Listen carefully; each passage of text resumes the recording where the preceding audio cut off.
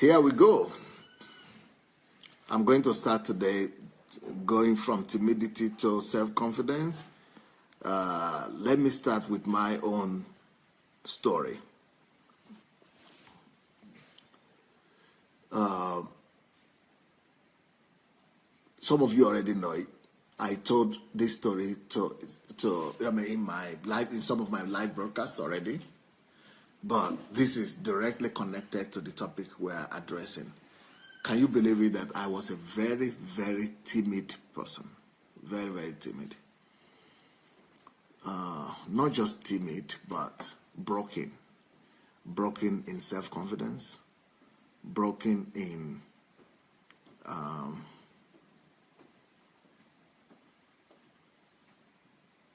in self-assurance.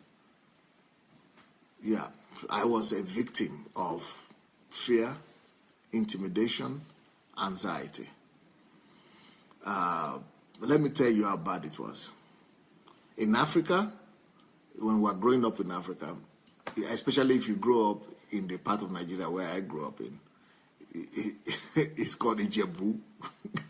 Ijebu, that group of people, that tribe, that nationality, or that part of Yoruba people, they are Yoruba people in general and Nigerians in general, but the Yorubas and especially the Ijebu people. You know, the Nigerians are known for the good life, right? And partying. That's Nigeria in general. But when you take the Ijebu people, the Yoruba people, partying, Owambe, and things like that, they are renowned for it.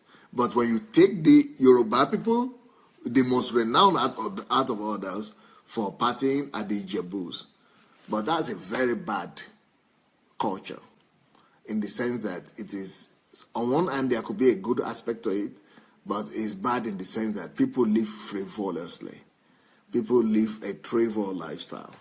And so life is regarded as a kind of frivolity, as a kind of enjoyment. You know, people want to live their life as if life is about pleasure. But that's one of the greatest deceptions that anybody will ever engage in. That's a lie. Life is not about pleasure. Life is about many things, but not pleasure. Pleasure is part of life, but pleasure should never become the purpose of life. So, but unfortunately, I come from that part of the country where partying, pleasure, is the centrality of their lives. So, growing up in the village, one of the constant images that you will see in my village is that you have parties every weekend. That was good for me a little bit because at least I could go there to eat.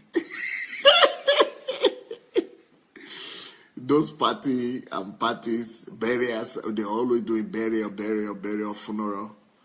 So those afforded me the opportunity to go and eat some food that I couldn't eat at home. And but they will always like to challenge the youngsters, the young kids, to go forward and dance. They always push you to dance. I don't know where you grew up or if you had that kind of culture where you are coming from. But where I come from and where I grew up, they will always make you to go dance. All the kids always dance. And it's like it's a normal thing to, even when the adults don't want to dance, they push forward the kids to dance. It's like everybody wants to look at the kids the way they dance. And even parents want to push their children forward to dance.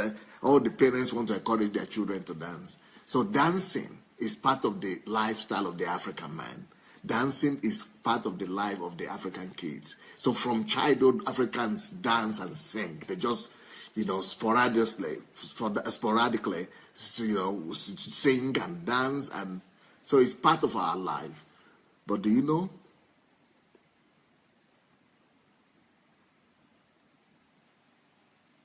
The only person who couldn't overcome the inner brokenness and timidity,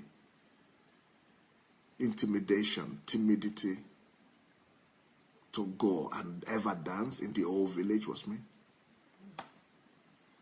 That's very strange that a kid would be so ashamed and intimidated he would never go and dance.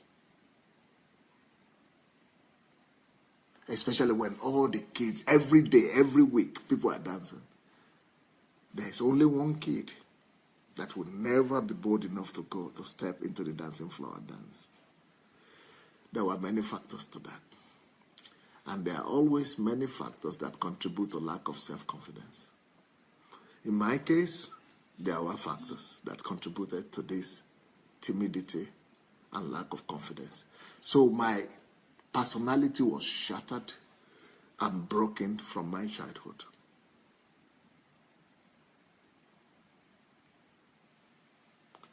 As a matter of fact, I think everybody who ever knew me growing up will tell you that they still don't believe. Even people who see me on television and in newspapers and see my name, they still doubt it that I'm the one. Because it's not possible for somebody to come from where I'm coming from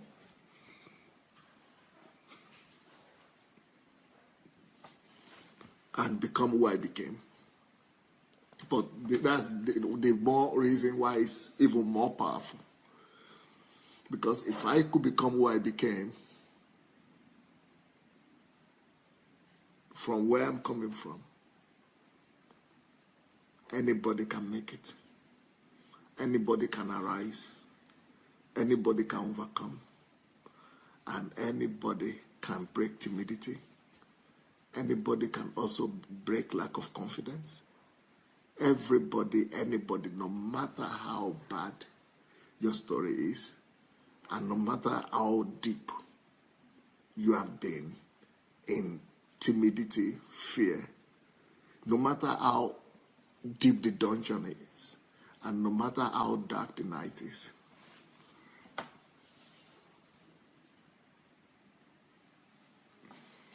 you can be lifted. And remember, I believe that you can be lifted and delivered without all those crazy deliverance ministries, without all those calling on the enemies to die, without all those calling fire down, without all those casting out of demons. But you can overcome it. And I'm going to take you step by step. I'm going to take you step by step through the path of coming from such a deep, deep dungeon into becoming a worldwide personality. So I guess you might be interested in knowing the reasons for my brokenness. I guess it might be helpful for me to let you know and to tell you why I, even as a child that was not aware of himself, I was not aware of myself, of where I was never aware of my story, I was not aware of myself as my country, I was not aware of anything, but the one thing I was aware of was my fear and my intimidation. Even though I was not aware of anything, but I was aware of this intimidation. This intimidation was holding me down bad. So where is it coming from? I think part of the intimidation and timidity is coming from the fact that my husband, my wife, my mother, out of all our siblings, she is the only one that was not sent to school. She's the only one that was not sent to school because all others were boys. And then the only other young girl that was there was my sister, who was the last born. So by the time she grew up, the time was better. It was in the 70s. So she was in the 60s or 70s. So it was civilization. It was already good. It was already well understood that girls should be sent to school. But at the point when my mother was growing up, they were not sending girls to school. That's our father in our family. They were not sending girls to school. They would only send boys to school. That's I don't know where that comes from. That's just African. So my mother, she's dead now. My mother, not my grandmother, my mother now. I grew up with my grandmother, but even my grandmother never knew how to read or write. I grew up with her not knowing how to read or write. And I also didn't know how to read or write. Then my mother too, who is her daughter of my grandmother who raised me up, even my mother didn't know how to read or write. Even though our brother was a professor. Another brother was a graduate. And our sister-in-law were British white people. And yet she couldn't speak English, even write or read in English, or even Yoruba language, she couldn't read and write. So in my family, because of that, and because even though I didn't grow up with my mother and I didn't know her, but that also already put that seed of rejection in me, even though I was yet to be born, because she was the least in the family. And because she cannot read, she cannot write, so I think she had been intimidated already in the whole family and in the whole surrounding. She was hardworking, but she was regarded as retarded. You know, people who are in the village and they don't go to school, they don't do anything, they can't read. You cannot tell them to do anything. You cannot ask them for any help. You cannot. They are seen as retarded. Even though she's normal, okay, there are other people that are treated similarly. People who are paralyzed in the village, who will not go like this, or people who have foams coming out of their mouth, or who, that's the very similar way my mother was treated. So because of that, she could not marry on time. Because in that village and in my culture at that time, ladies marry already by the age of 20, 21, 22, you already married. In the case of my mother,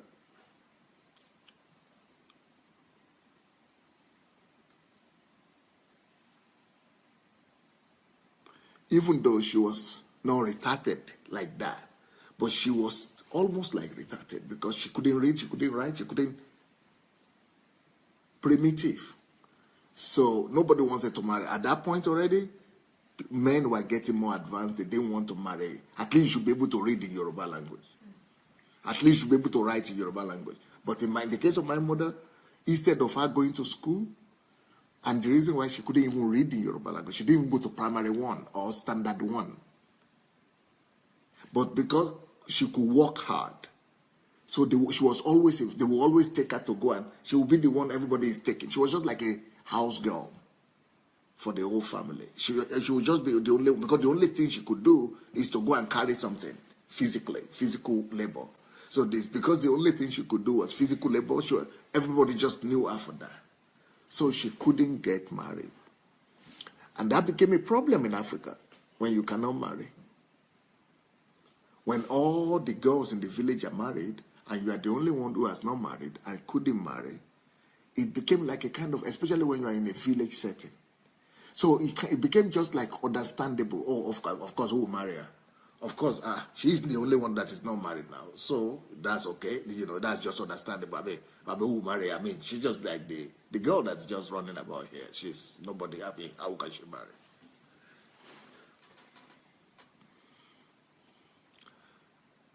As a result of that rejection, so she was an epitome of rejection.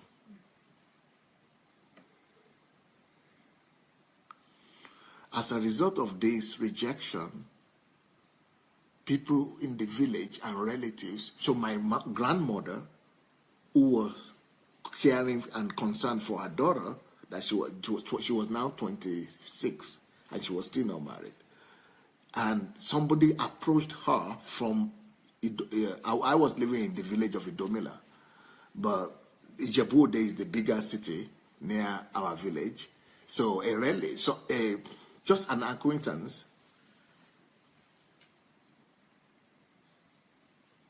from Ijebu, from the bigger town, came to my grandmother and said, oh, we have a son also who is also like treated and retarded. And he too couldn't find a wife.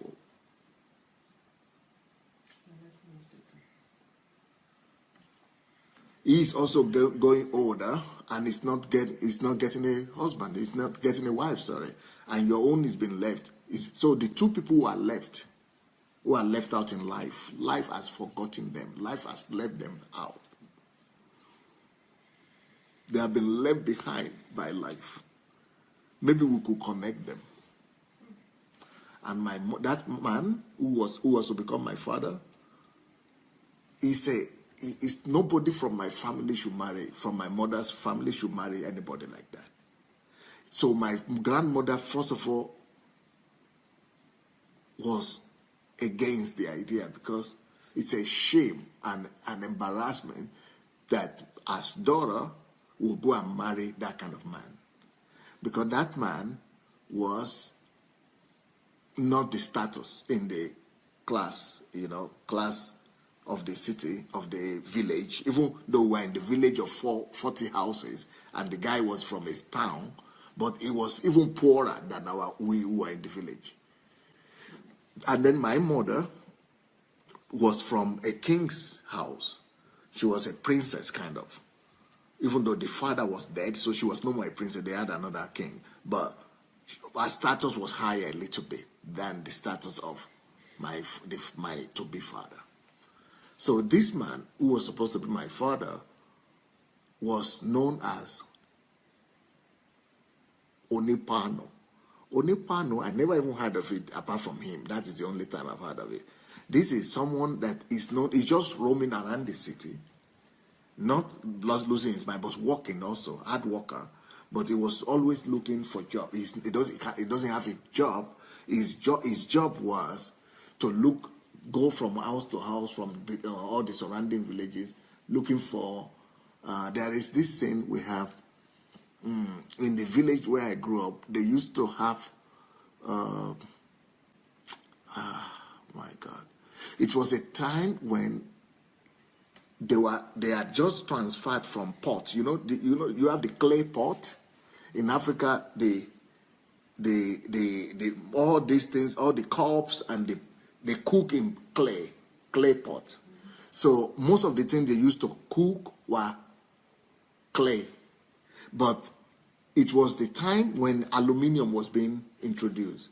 The cooking pots were now going from clay to the one similar to what we have now, to steel, but aluminium. It used to be aluminium those days. And then they eat, people, now we use plate to eat, right? But those days it was aluminium plate. I don't know if you remember the aluminium plate, and even fork. The fork and the spoons were aluminium made. So so that's what they call pano or something, scavenger, like a scavenger. So this man used to scavenge for, he used to go and scavenge for those aluminium materials. And it is the same material they used to use to roof the houses.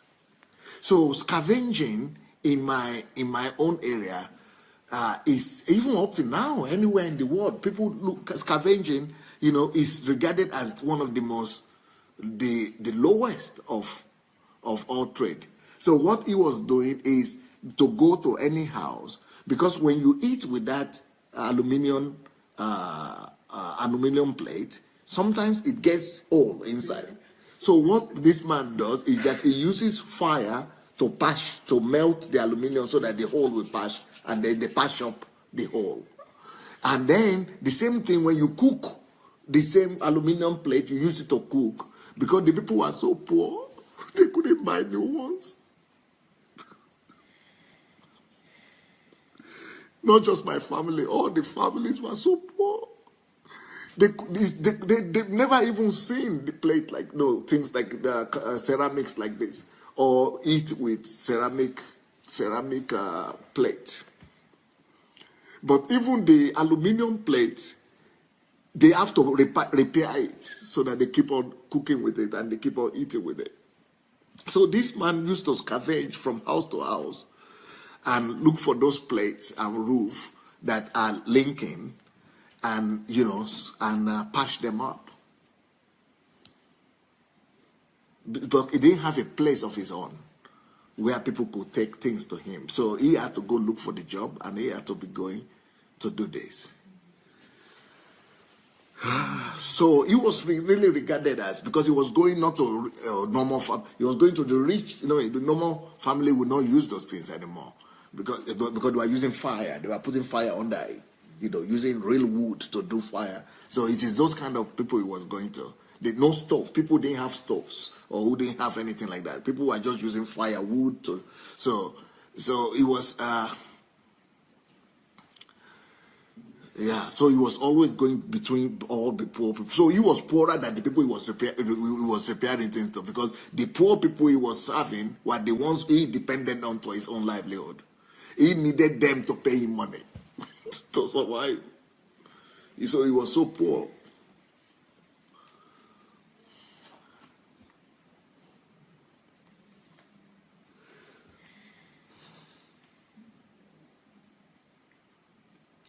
So at first, my grandmother just looked at the man. He didn't have anything. Didn't have a house, didn't have a home, didn't have anything. Just roaming about from one place or the other, looking for those aluminum plates and patching them up.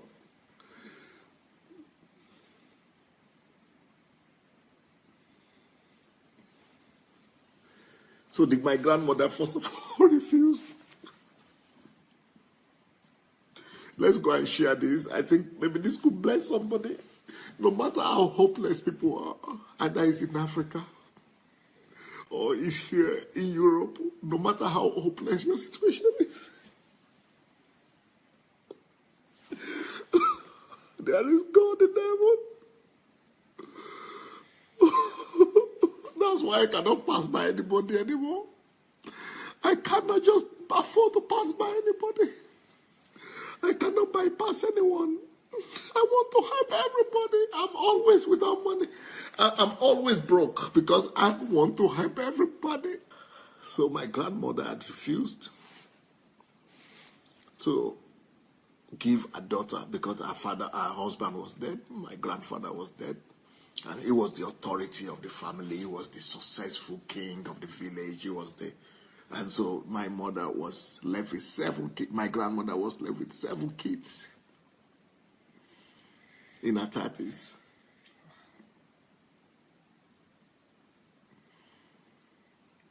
So that even made things worse for my mother, because my mother now became the only person who could just help her. And then since she was the only spinster in the village, without a husband, and it was becoming too shameful. So my grandmother had to agree to give her out in marriage to that man. But who has taught the man? It's now that I'm thinking about it. Who has taught him? The only thing he knew was rejection.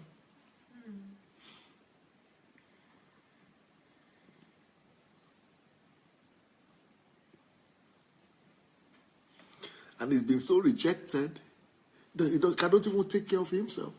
He couldn't even provide for himself, talk less of growing a family or taking care of a wife.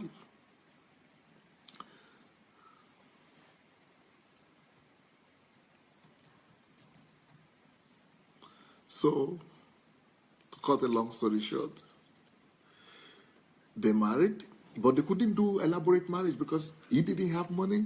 My grandmother was having 7 children to take care of. They didn't have money to do marriage. So they just did the traditional introduction and let my mother just enjoy that somebody was correcting her. Everybody convinced my grandmother that, at least he's a man and she's a woman. They were not even sure that she would be able to have children, because they see her as retarded. They saw her as retarded. And they thought she's been so pushed down, she's been so retarded by life and by everything that even her womb might not be able to carry a child. So they were not even sure, but they were just saying, maybe, because to them, the purpose of life in Africa, most of them, is children. So they were just saying, let her go to the husband's house. Maybe, she will be able to bear a child or carry a child. or have a descendant. Then, because even though my mother was hardworking, but she lacked understanding. She was not smart according to, she only knew how to go and walk and just walk. She was only a labor force, but she was not smart by thinking. And even my father too was not smart. They couldn't read and write as well.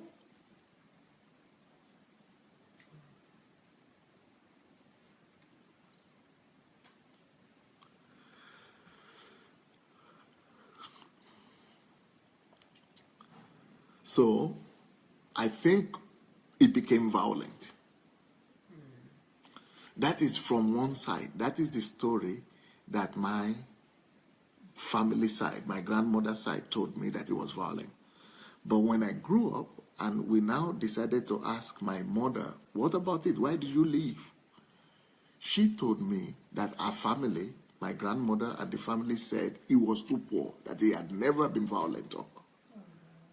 That he never beat her and he never was violent to her.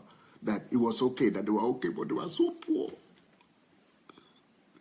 That she was so poor, he was so poor, that they couldn't keep on looking at their daughter living in such abject poverty. She was just working from day to night, nowhere to sleep, nowhere to live, nothing to eat.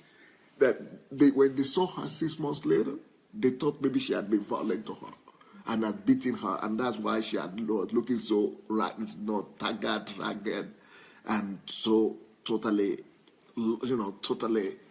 they couldn't believe it 6 months later when they saw her. So the family had to gather together and take the hard decision. And the hard decisions that is, even though we want this lady to be married, but we are going to lose her if she keeps on living in that family. She's going to die out of hunger. They don't even want, maybe she was weighing 50 kilograms when she went to marry. Now she's weighing 40-something kilograms. 40 kilograms or something. She's going to die out of hunger or out of abuse. They think it was an intentional abuse, but my mother said no. They were having a good relationship. There was no abuse. But just they were too poor. And she had lost so much weight and she was so emaciated. The family decided to collect her, to take her away from the man.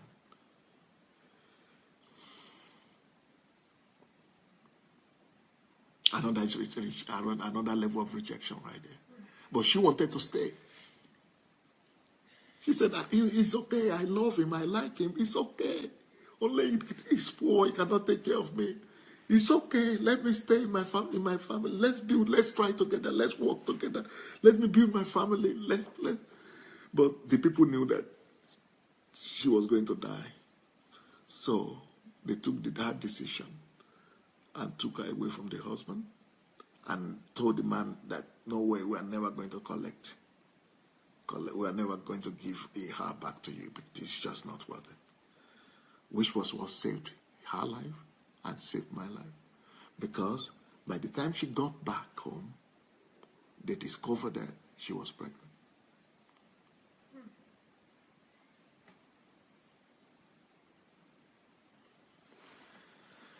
So then my grandmother said, okay, no problem.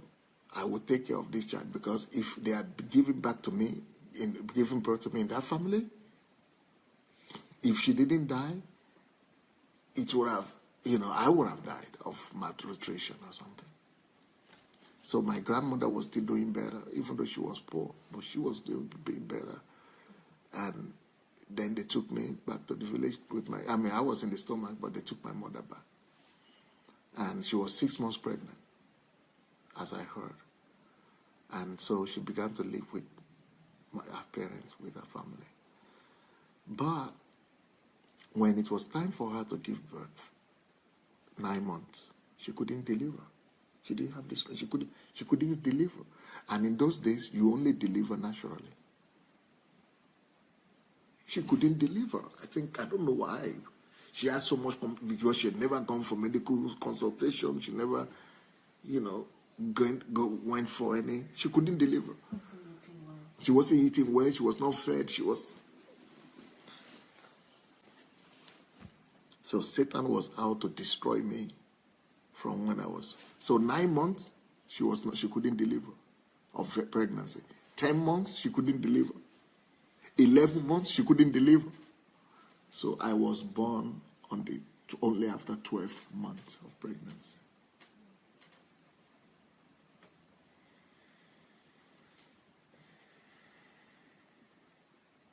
And I didn't die.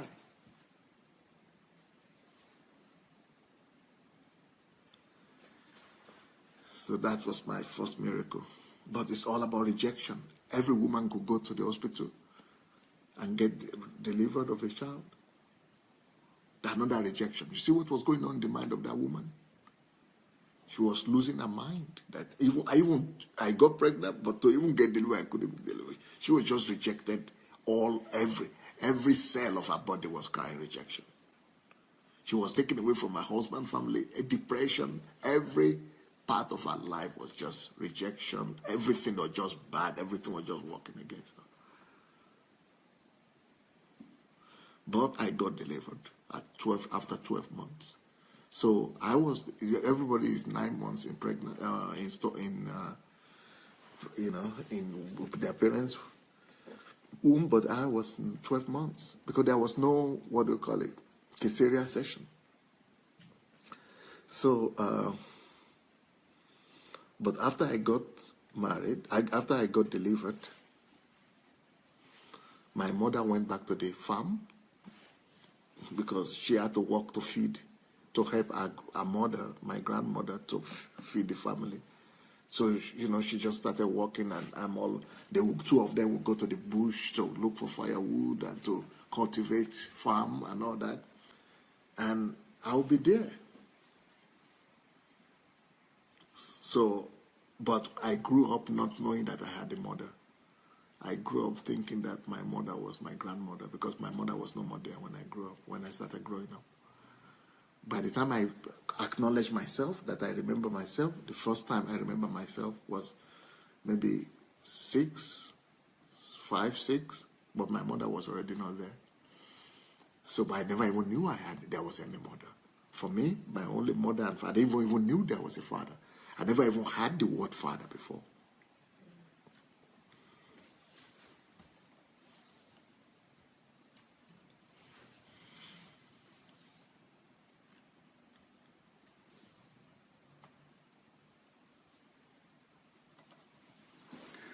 It was later that I discovered that, because later on we asked while I was already here, so a journalist went to ask my mother, why did you leave him? Where were you? And she said, when I was 3 years old, that because it's also an insult that she's still unmarried in her mother, to say you are in your father's house or you are unmarried in your father's house in our place is like a disgrace. And she was going to be 30 years old and she was not married in her father's house. So they arranged for another person. Some people arranged to take her. So she was given away in marriage. But to another state, that was Oyo State. So she was far away from our state. So she was gone. She was gone. And I never got to see her.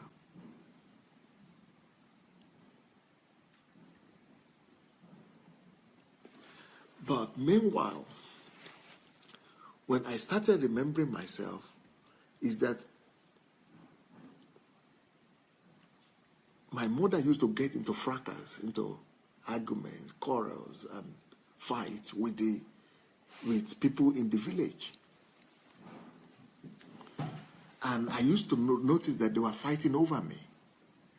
Because the people in the village will always call me, I forgot the name in Yoruba now, I think it's Omo Ale or something, Omo Ale? I think Omo Ale. Meaning, basically, I know the meaning, I know what they call me, I can't remember the word in Yoruba, but it means basically that bastard, a child that is just roaming about in the village without a responsibility, bastard, bastard. We can't account for your father. We can't see your father.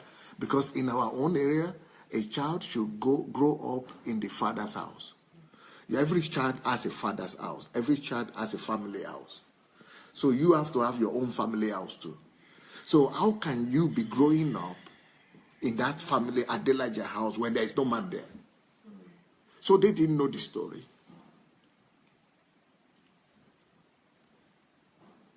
So a child appeared without any man in the house. In our Yoruba culture, that is not done. That's a curse. That is like prohibited. Because even in our Yoruba culture, even if you commit adultery, you still have a reference point. If, for example, if you are not married, you are a single woman, there must be somebody who impregnated you. And normally that person who impregnated you takes you as a second wife. That's why they have second wife in Yoruba land, third wife, or fourth wife. In Yoruba land, they have multiple wives because they shouldn't leave a woman that you have impregnated. You cannot leave her in the street.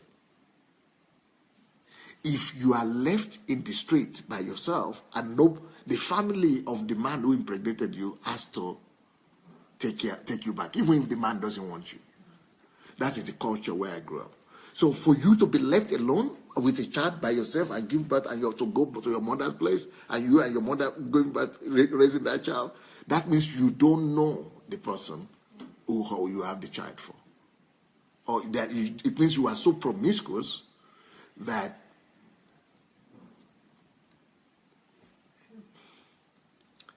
you couldn't recollect who to attach that child to. Because in those days, they didn't have DNA test or blood test.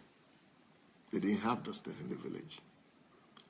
So it is those kind of children they call Omo Ale or something. Omo Ale. Omo Ale is different. That is like my countryman, compatriot. But Omo Ale, I think they call this one. So they used to call bastard. Bastard, that's to discourage, is an attempt to discourage that practice. To discourage the practice of promiscuities among women and girls. And to be able to, frown against it, to say, no, it's not accepted in the culture. So the culture does not accept that. So some people will use that to be calling me. That's what they will call me instead of my name. So my grandmother, because my mother was gone even, so my grandmother would now be fighting and say, no, it's not Omale. He's not Omale, it's Omolong. Omolong, Olong means God. So he is not Omoale, he's not a bastard, he's God's son. Because she couldn't say he has a father. They would say, go and bring the father. And nobody could bring the father because the father he just disappeared after that, in shame as well. And rejection too. He also felt rejection and just disappeared.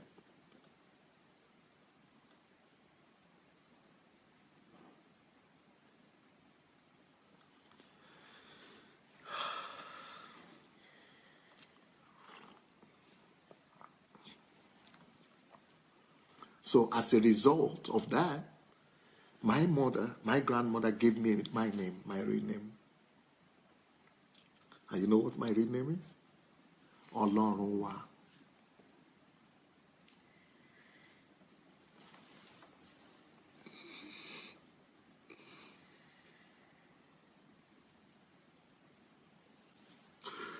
Which is translated, there is God in heaven.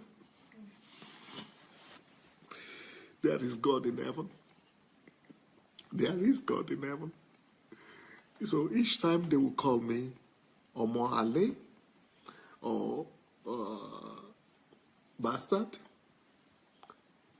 she will turn around and say, Olorunwa. God will answer for you.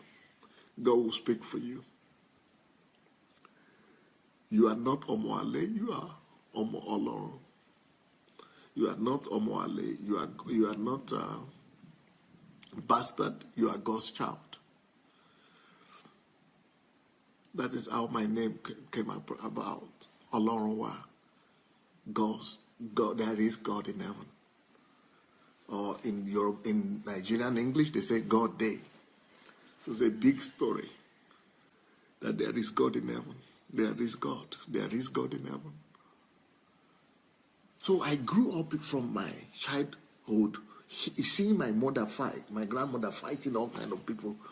But I didn't know why she fighting them. They say I'm a bastard. So I told you also it's my second name. So bastard. So what is her problem? Why should that lead to fight?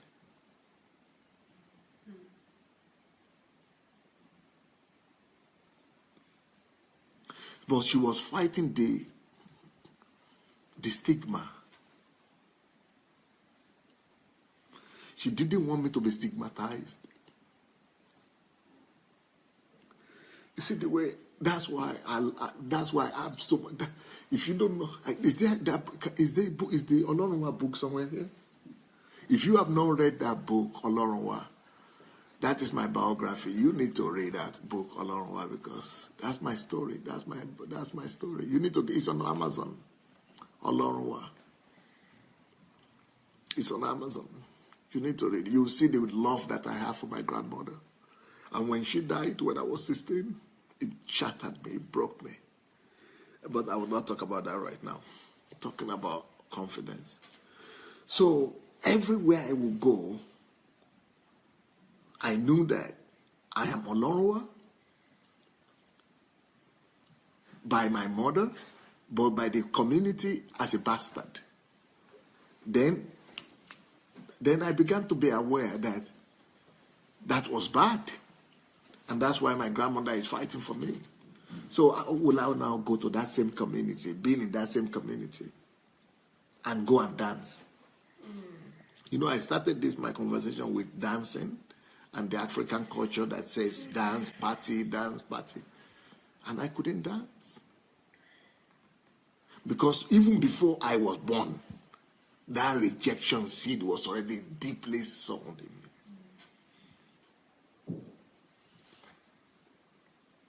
Even while I was being born, when I was in my mother's stomach, that rejections was already part of my reality.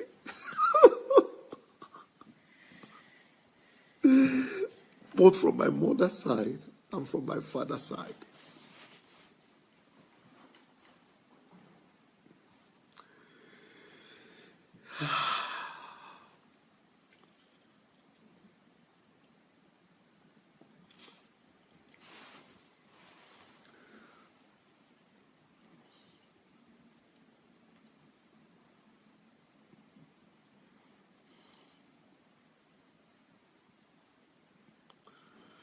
So I told you in the beginning of this broadcast that I was the only person in the whole village when all the kids will be brought forward, and I would not be able to dance. I would not just be able to get myself to do it. It grew so bad that it was now time for me to go to school. And then there was this leader in our side of the country who was a gracious man. I think the greatest leader Nigeria has ever produced. He was called Awolowo. He introduced free education. Thank God. Just before I was born, 7 years before, they introduced free education. So thanks to that, I was able to go to school. Then the federal government did free universal education. So I started going to school, but I would go to school without shoes. That is another form of rejection. I was different. I would go to school, I would not have uniform. Other people will have uniform. That was different. Other people had bags where they put there. I would go to school without bag. I didn't have any bag. I couldn't afford it.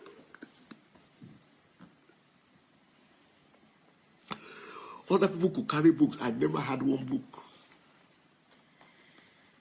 I would just be going instead. So when they were now teaching me that I have to read. So they taught me, even in the house, my relatives and everybody was saying, they were teaching me to read. A, B, C, A, B, B. I mean, that is Russian. So sorry, I forgot Yoruba. But there, it used to be in Yoruba. There used to be ABC. So, and I knew the ABC, but I couldn't just get to put it together. My mind, because from when I was 3 years old, because my mother was given away in marriage, I became the only one left with my grandmother. And where would she take me? She would always take me with her to the farm. So at 6, everybody, it was like a rule. Everybody had to be given away to school. So you have to be going every day. So I was going to farm every day.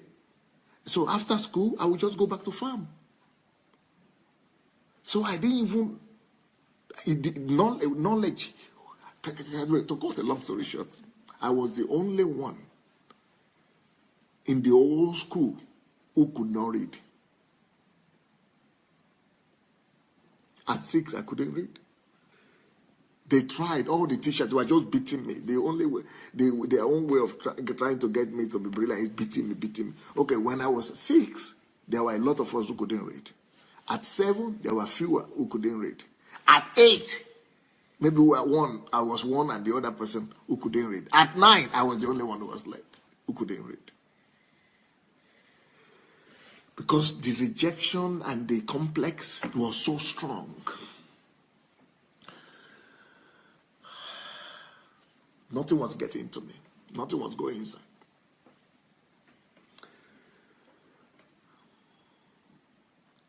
To cut the long story short, I could not read anything. Even Yoruba, I couldn't read. Talk less of English. I could not read till I was 10 years old. And at 10 years old, people were already finishing primary school. And I still couldn't read. But at 10, something changed. That's another story, how I began to read and how that happened as a whole different story.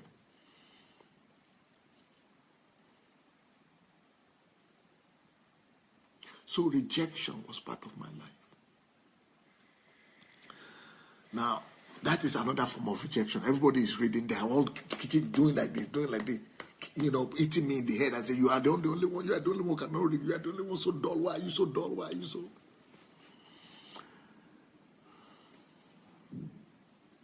they didn't know that maybe they were supposed to have individual approach to me. Because it is now, after I became 45 years old, that I discovered that my mind was working differently. But they didn't understand that. Anyway, that added to the rejection. I will also tell you the reason why I couldn't read apart from the rejection. My mind is wired differently. Nice one. Each time you go to school, you need to always raise your hand to talk. You have to raise your hand to talk. You always raise your hand. I never raised my hand because I never even knew what to talk. I would just sit down there. Can you imagine a child going to school from primary 1 to primary 6? He never raised up his hand one day to talk. So the teachers, they just gave up. There were a few of us like that. They just give up. They don't even pay attention. So all the things they teach other people, mathematics, or arithmetic, English, they just teach other people, but not us. I was totally just like, we have to just go through the emotion. But there used to be a time or sometimes when new teachers would come to class. And those new teachers will sometimes be asking the students to introduce themselves. Because the teachers always want to get introduced to the class.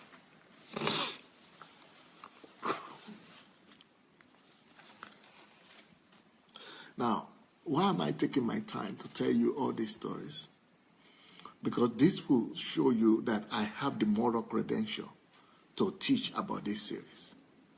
This will tell you that that I'm teaching you about self-confidence, that I have a story that is connected with confidence and timidity. That if I could become who I became, and if God could help me to turn this around, that I could be able to help you as well. So I want to start with my story, tell you everything the way it is, not hiding anything. And then I will tell you how I overcame it and the principles that I discovered as a result. So another form of intimidation and timidity that I struggled with was each time a new teacher comes to class. Oh my God. Because they will tell you to stand. And for me to stand, if everybody is standing, it's okay. But if everybody is sitting, for me to stand, it will be as if 1,000 eyes were on me.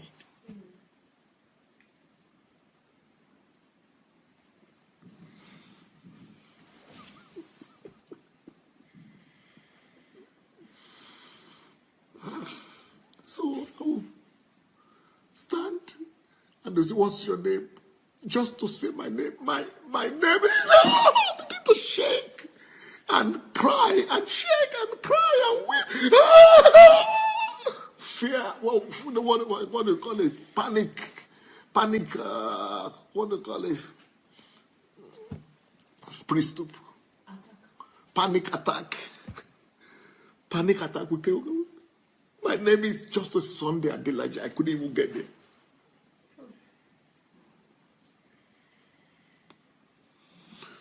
So my own was not just intimidation. My name is shame. I will feel as if thousands of eyes are on me. As if everybody is seeing my secret, my emptiness, my nakedness. As if everybody is expecting me to fail. As if everybody is expecting me to...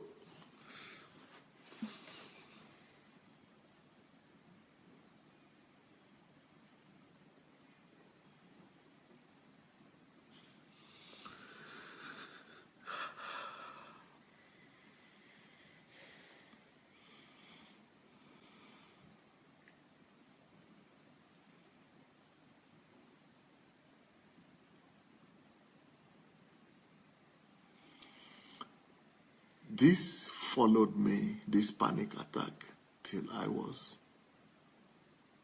finished primary school, secondary school, till I came to Russia here. I couldn't talk. I never spoke. You know, I told you people sometimes, if you have listened to me, I said, I never spoke English before. Not because I was not going to, we were not being taught in class. We were being taught in class. But I didn't have the confidence to ever even open my mouth to speak English. Anywhere. I never spoke. So this led to a deep anger in me. Because aggression, I was so aggressive. If you read my book, Olorowa, you will see the stories I was telling of how difficult I was, how stubborn I was. I was so aggressive. But I was only showing the aggressiveness to my grandmother in the house. Because that is where I was a hero. That's where I could be myself. Every other place I was beaten down. But here at home, I could vent my anger. I could. The only way to express myself was like that. Even though inside me, when I'm sober, I was seeing a sacrifice. I was seeing everything she did for me, she was doing for me. And I was always telling myself, I will grow up and reward her. I will become somebody. I will become this and that. And I will pay her back. But each time she forces me to do things, or, things like I'm angered, it always came out in the form of aggression. So the person who sacrificed the most for me, who loved me the most, was the person who suffered the most from my hand. In fact, I will tell you even more. By the time I was 13 years old, that was the puberty stage. When you are already going to be an adolescent. I didn't know, and you started having interest in girls and everything. Because girls were not, things were so bad. that I attempted suicide. Attempted suicide 2 times at 13 and 14. The rejection was so bad, I just didn't know how to do it. I just didn't know. I know there is a possibility to take your life, but I just didn't know how to do it. I didn't know how it is done. That was what saved me.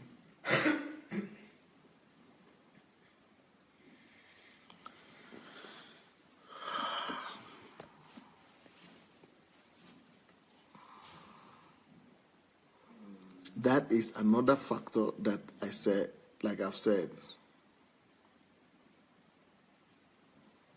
So if you are saying that something is holding you back from becoming who you should become, or you have intimidation, you don't have intimidation. If you think that you don't have confidence, that is nothing compared to what I used to have. Some people are saying, oh, I cannot start my own life program. I cannot go to do something.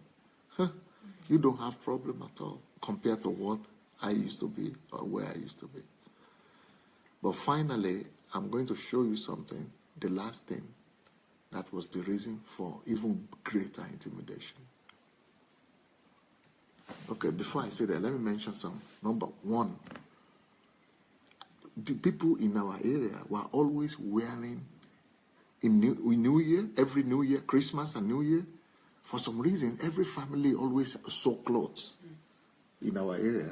Every family always come up with new dress, something new. They buy something, even if it is once a year, they will buy clothes. But they buy clothes and dress for family members and for the kids especially. Even if the parents don't buy for themselves, they buy something for the kids in the New Year.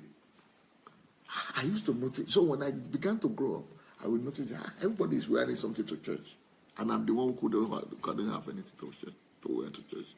Maybe my mother would give me a blouse, one of her blouse, and I'm a boy. So,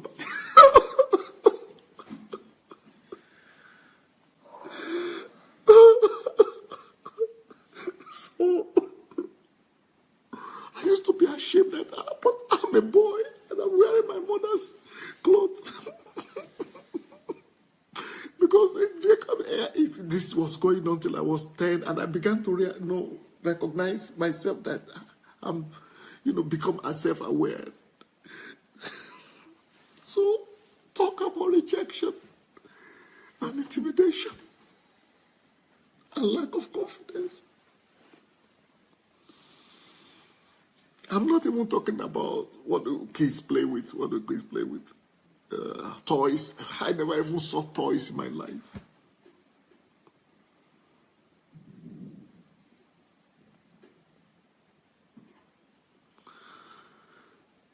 My toys were sound, grand, land, just land.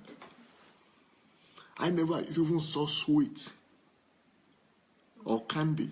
I would be eating sound.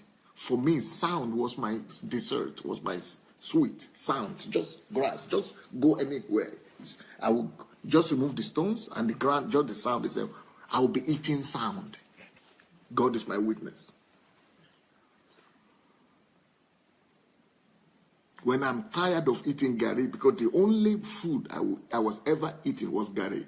In the morning, I will eat gari, turn into like in an eba form. In the afternoon, gari with water. Then in the evening, like eba form again. All my life, all year long. There were exceptions, but that's the main basic thing. So when I'm tired of that, sometimes I just feel like I feel even better to just go and eat sand. And I swallow it. I just enjoy it. It was my dessert. It was something different. It was just to get something different. I'm talking of dirt, just dirt. The one where you walk in the street in your territory, yeah?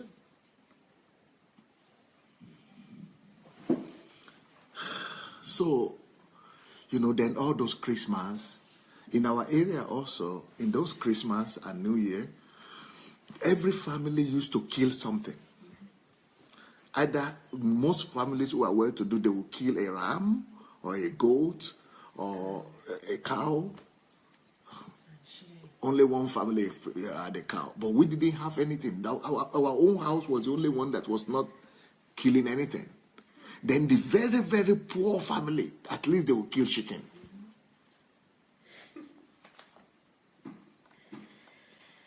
Oh, Lord. But we couldn't even afford a chicken for New Year or Christmas. So when I saw all that, I began to see all that. That just...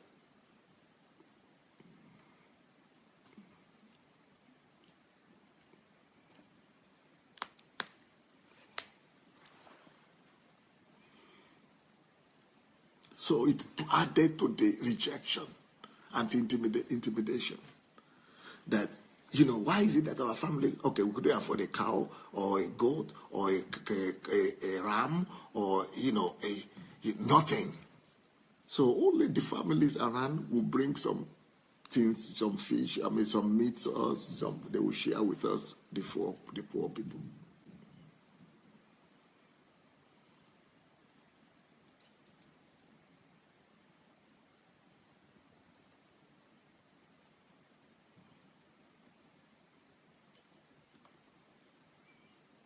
Yeah, if you want to read more of my story, go read it. It's in the book. It's called Olorunwa. It's on YouTube. It's on Amazon already. Olorunwa. But to make things worse, the worst thing I'm reserving for the last, which added to my rejection.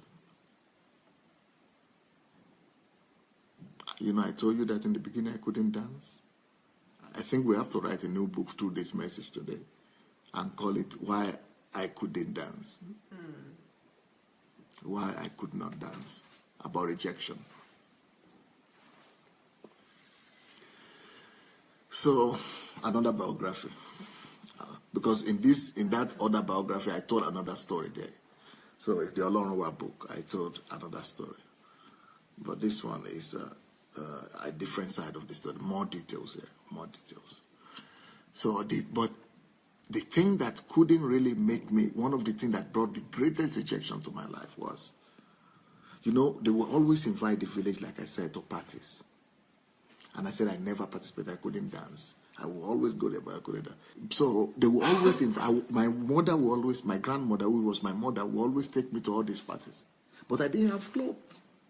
Or I would just wear one of the clothes, just the top. Nothing under, nothing, just hanging on me like this.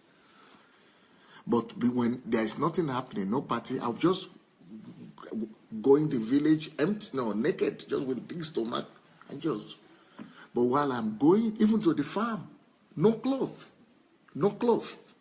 just big stomach, no clothes, no shoes, nothing, no socks, no underwear, no pants.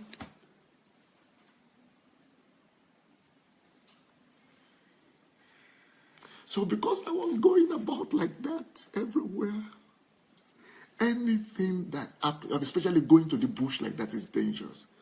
Not that it's dangerous, it's hazardous, is because we are naked. So because of that, and now I'm going to show you the most scary thing that I carried all my life. And was one of the greatest source of intimidation and rejection that I suffered. Because of that, Vernice Vovre, Pamela, because of that rejection, what happened? Because of that situation, not having clothes, not having shoes, what happened is that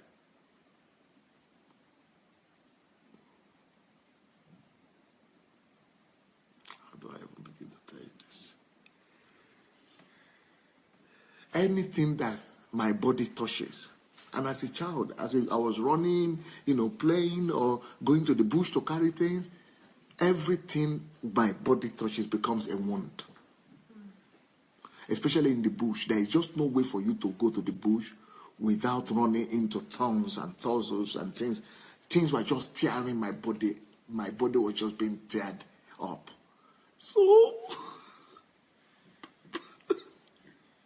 for as long as I could remember myself, I always remember myself with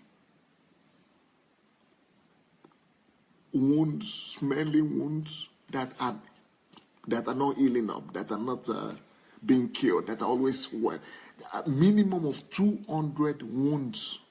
I always remember from the time I could remember myself, maybe from the age of 5 or 3 or 5, 6. So I always remembered that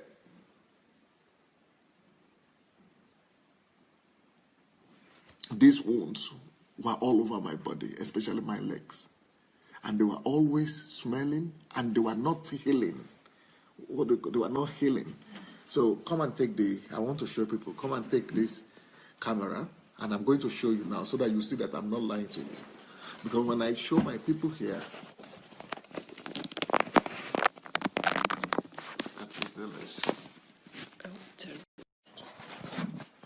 see, package me here, should I need to me here?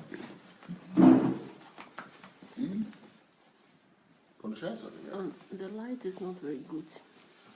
Should not be that probably pictures of those. Can you turn another light? Another light, just yeah, now we can see. Please, come here. Come, try to go and come and count them. How many can you count? Here alone, nationally, some of you can, on this leg alone, you can count more than 200. You see, how many will you count here? Yeah, it's everywhere. It's everywhere. It's everywhere. It's everywhere. It's everywhere. It's everywhere. Group neck. It's everywhere. It's everywhere. It's everywhere. The same with my body, back, everything. It's everywhere. Just one leg. I can count over 200 just on this leg alone. Let's go another leg. See, how many can you count here? It's everywhere. Because they're on each other. Yeah. And some of them are deep. Yeah. It's maybe one after the other. Because they don't get healed. Some of them, like this one lasted like for 10 years. Like I could remember. Just couldn't get healed. This one got to the bone. You see? The bone. This one lasted like for maybe 15 years. It couldn't get healed. So I was always smelling. And I will have at least 20 flies. There is something they call house fly or something in flies. Africa. Flies. Just flies. Flies were always following me everywhere, smelling. So when we get to a place with my grandmother, they will always say they should leave me outside. Because nobody wants to spoil their own party.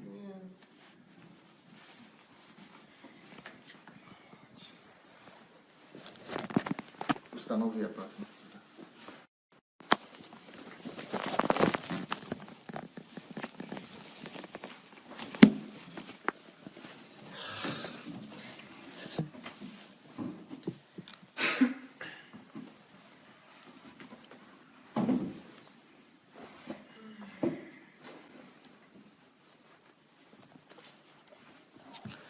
Somebody was saying in this place, in this country, when I tell them about the wounds, they say, why didn't you go to the hospital? I didn't even know there was any idea of an hospital. In my place where we grew up, there was no one. There was nothing like hospital. We didn't have any concept of hospital. There was hospital in the town, but who goes there? We don't even know what is the requirement to even get there, sir. We only know you are taken there when you have an emergency or something bad has happened. But this was not something bad. This was, I could still walk. I was walking. So the treatment I would do for my wounds were, I would take ashes, because we used to cook with firewood. So we just take ashes and put ashes on them, and it becomes worse. Then sometimes, sometimes some people will have mercy on me, come from town and see me smelling, then they bring bandage So we just bandage it, no treatment, nothing. But by the time you remove the bandage, it opens the wound.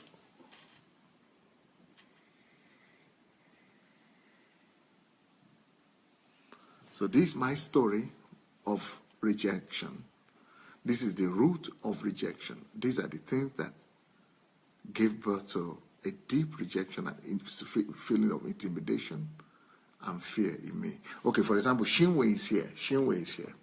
Shinwe and Anaba was my classmate. We got the scholarship together to come to this former Soviet Union. We met first at the airport. That was my first time of seeing an airport or a plane. She would tell you that I was always quiet. Because by the time, even when I came to this country, I was still having that timidity. So that's what struck me when I saw Shinwe. I had never seen a human being in my life who was so free. I cannot forget Shinwe for the rest of my life because she was the only person that I saw that was free, just expressing herself, just talking. And she noticed me.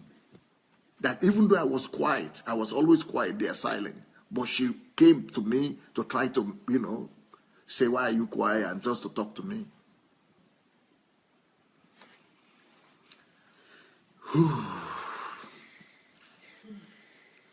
We are talking about going from timidity to self-confidence. That is my story. You see, but the thing is that from my background, from the story that I told you, you will know that there is no chance, no human chance. In fact, I've been all over the world and I've seen Africans and Nigerians everywhere, but I've yet to meet every human being in Europe here that has gone through, that came from the same background that I am coming from. To get a scholarship after that is just not possible. In fact, to finish secondary school after that is almost impossible. Then to be able to win a scholarship and become one of the best in the country, it's just like, it's not possible. How do you go from there to becoming the best in the country? So each time I preach, you understand with the word passion I preach. Every word I put my life into it. Every word I put my energy behind it. Because everything is true for me. Everything is so real. Now you understand why I'm committed to Africa. And when I go to Africa, I don't want to go and do religion or church. Church and religion is not my priority when I go to Africa.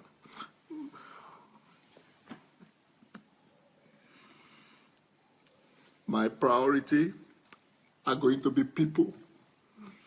People like me. People with the kind of background that I have. People in the village. People who are rejected. People who are down and out. And now you can understand why my ministry is centered around the people who are down and out.